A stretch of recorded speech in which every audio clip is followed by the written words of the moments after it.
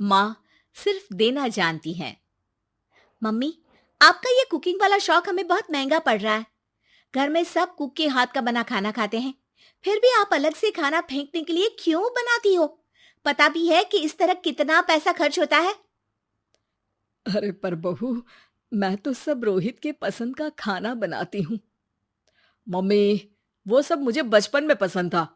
अब इतना तेल खिलाकर बीमार करोगी क्या?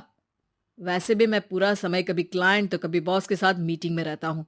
इसलिए आप अपनी बर्बादी को मेरा नाम तो मत ही दीजिएगा। ये है पिंकी की सास निर्मला, जिन्हें सबको अपने हाथ का खाना खिलाना बहुत अच्छा लगता है, लेकिन राहुल और पिंकी को ये पसंद नहीं है। इसी के चलते वो निर्मला को खाना बनाने के लिए 10 बातें सुनाकर वहां से चले जाते हैं।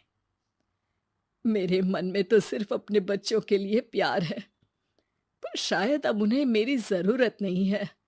मुझे गांव वापस चले जाना चाहिए।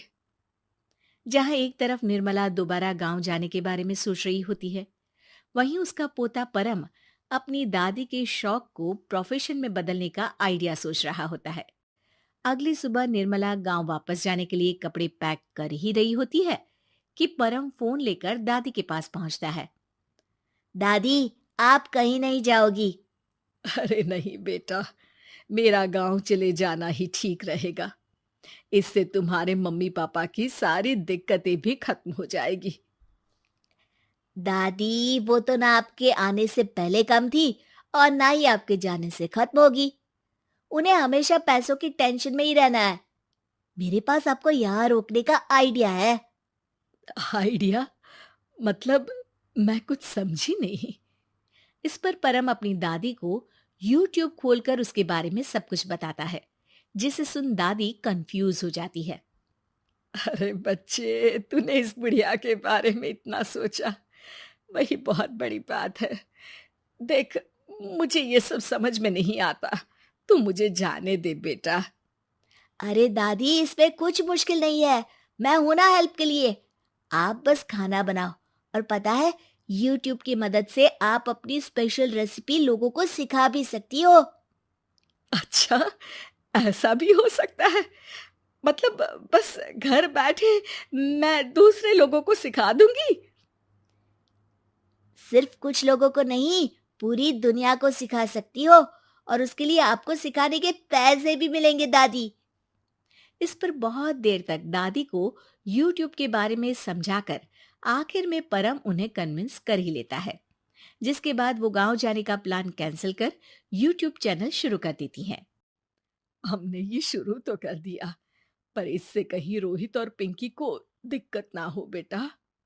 दादी, वो आपके बारे में नहीं सोचते तो आप क्यों उनके बारे में इतना सोच रही हो? इसके बाद दादी पोता मिलकर खाने की वीडियो और साथ ही उनके ट्यूटोरियल की वीडियो बनाकर उन्हें YouTube चैनल पर अपलोड करने लगते हैं। सब खुशी से चल रहा होता है कि कुछ हफ्तों में ही पिंकी को इसकी खबर हो जाती है। हमारी पीठ पीछे घर में ये सब क्या चल रहा है? अरे मम्मी, आपको तो अपना टाइम पास करना है, पर उसमें मेरे बेटे का फ्यूचर क्यों खराब कर रही हो? पढ़ाई के टाइम आपके साथ किचन में लगा रहेगा तो फेल ही हो जाएगा ना। वैसे इस YouTube वाले के शौक के लिए आप जो फैंसी डिशेस बना रही हो, उसके पैसे कहाँ से आ रहे हैं? मम्मी, आपको हमेशा पैसों की चिंता ही क्यों लगी रहती है? और रही बात मेरी पढ़ाई की, तो आपसे ज्यादा दादी को उसकी चिंता है।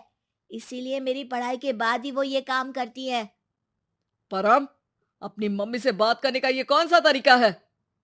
और मम्मी ने पैसों के बारे में कुछ गलत तो नहीं पूछा? जब घर में हम दोनों कमाते हैं, तो ये पूछने का अधिकार तो है कि पैसे कहाँ इस्तेमाल हो रहा है। मम्मी का ये जानना जरूरी बनता है।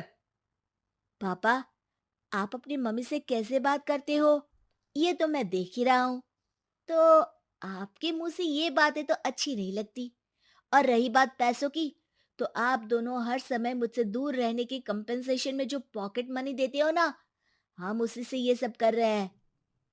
इस पर परम अपनी दादी को लेकर वहां से चला जाता है, जिसके बाद पिंकी और रोहित YouTube चैनल बंद करवाने की बहुत कोशिश करते हैं, लेकिन परम ऐसा होने नहीं देता। इसी तरह महीने बीत जाते हैं। पर चैनल का कुछ खास ग्रोथ ना देखकर निर्मला निराश हो जाती है। हम इतनी मेहनत करते हैं, फिर भी आज तक मैं तेरा 1 रुपया भी वापस नहीं कर पाई। अब तो रोहित ने तुझे पैसे देने भी बंद कर दिए और तेरी सारी सेविंग्स भी खत्म होने को आई है। बेटा, मुझे लगता है कि हमें ये सब बंद कर देना चाहिए। दादी, यूट्यूब चलने में मेहनत के साथ ढेर सारा सब्र भी लगता है। देखना, कुछ महीनों में सब सिर्फ आपको ही देखेंगे और अगर फिर भी कुछ नहीं हुआ तो बंद कर देंगे। परम की बात से दादी मान जाती हैं और वो अपना काम जारी रखते हैं।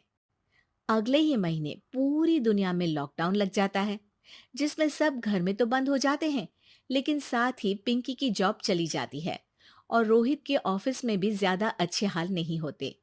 लेकिन वहीं लॉकडाउन के असर में निर्मला के सब्सक्राइबर्स और व्यूज बढ़ने लगते हैं। देखा दादी, मैंने कहा था ना, एक दिन सब आपको ही देखेंगे। अब तो आप बस रोज एक वीडियो अपलोड करो और जादू देखो। इसी के साथ लॉकडाउन के कुछ ही महीनों में निर्मला खाने वाली दादी के नाम से सारे सोशल मीडिया पर फेमस हो जाती है, जिस वजह से अब उन्हें यूट्यूब के पैसों के साथ पेड एडवर्टीजमेंट और पेड प्रमोशन भी मिलने लगते हैं। उन्हीं पैसों की मदद से निर्मला अब बेटे बहू की नौकरी ना होने पर घर का खर्चा भी चलाने लगती हैं, जिसे देख रोहित और पिंकी को भी अपनी गलती का एहसास होता है और वो सब मिलकर निर्मला को सपोर्ट करने लगते हैं।